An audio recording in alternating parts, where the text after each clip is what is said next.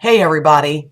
I haven't been doing my updates every day like I said that I would, and I think it's got a lot to do with the fact that I was still going through the temptation phase, and it felt like when I was juicing, it was more of a ball and chain. It was like a punishment. It was like a punishment after a few days, not really at the beginning. But when I finally let go of the idea that I was going to strictly juice to cleanse, and I decided that food needed to be a part of this as well because it's about health and not juicing only, um, Lady Phil, I felt better. I felt better steadily each day. Um, Last night, it was the last overwhelming indulgence that I had, which was Pringles that were totally fat-free. Yeah, and a tiny bit of sugar. You see that spoon in my cup? Heap it 3 times. 2 of the plain coffee and 1 of the sweet. These right here. We were going through the bin at the Food Line, me and my daughter Shane, last night, and they had like a bin full of these. Pringles, just all kinds of Pringles.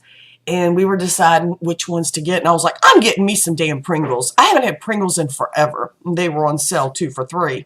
And I was getting some for Aaron, my grandson. So I came across these. And I immediately put back the ones that I had in the cart for myself. I was like, oh, I'll take fat-free all day long. And I was just like chowing down on them on the way home, munching on the chips. It took me a few hours to eat all of them, but I did. I ate every one of them except for a few that Shane had, my daughter Shane. All told, 5 servings per container at 70 calories per serving, and I didn't eat them all. It would have been 350 calories. I think it's altogether 300 calories that I had of these over the course of many hours. Personally, I don't think that's really that damn bad for as many freaking Pringles as I had. Unfortunately, they have Olestra in them. Oh, I had heard that they fixed the issue with Olestra, the Olean shit. Let me just advise you, don't make plans the next day, okay? Don't make plans the next day. You're going to be spending a whole lot of time in the porcelain office, you will, and you're going to cleanse yourself whether you want to or not, juice be damned. So they haven't fixed the Olestra issue. So I did that. It's kind of a cheat, but not really a cheat because it was only like maybe 300 calories total, the whole thing.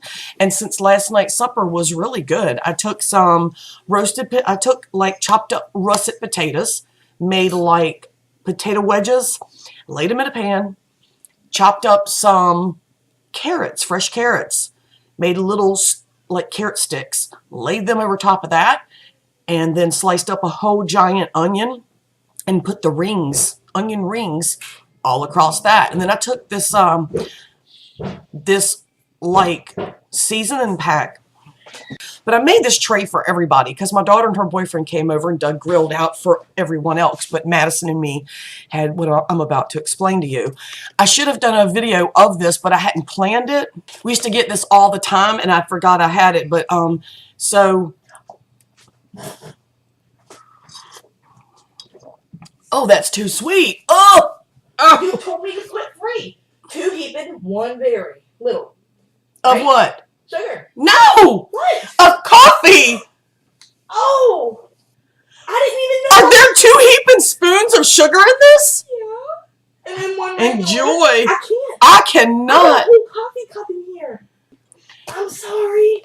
Real world problems. Anyway. I'll drink it later. You're going to have to. Okay, my bad. So I sprinkled this all over the potatoes and the carrots, and I baked them in the oven. I sprayed them with some of that cooking spray oil so that they wouldn't get dried out. I sprayed the pan first before I laid everything down, and I just made sure that I sprayed the spray before I put this on. It made the seasoning stick. I don't have my glasses, but this has no calories in the mixture. No protein either. No fat. So whatever you add it to is where you're going to get your calories, your protein, and all that shit. This has none of that. It's just a mixture of seasonings, and it's so yummy. So after I baked all that, and I got my wraps out, because I'm a wrap queen. I freaking love the tortilla wraps. And if any meal can be made on a plate, it can be made in a wrap. That's a portion control that I really like to do.